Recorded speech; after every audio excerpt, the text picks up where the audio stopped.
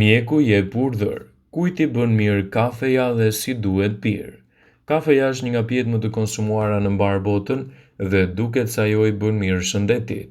Për këtë arsye, El País ka publikuar rezultatet e studimeve të ndryshme në të cilën është treguar se konsumi i moderuar i kafes ndikon në humbjen e jetës më të ulët e përrjedhojës gjatë jetëgjatësinë. Ky është rasti i studimit në BMJ ku pohohet se konsumi i matur i kafes është i sigurt veçanërisht me 2 ose 3 filxhan në ditë, gjë që do kontribojë në uljen e shfaqjeve të patogjenëve si problemet kardiovaskulare, lloje të ndryshme të problemeve dhe gjendje neurologjike.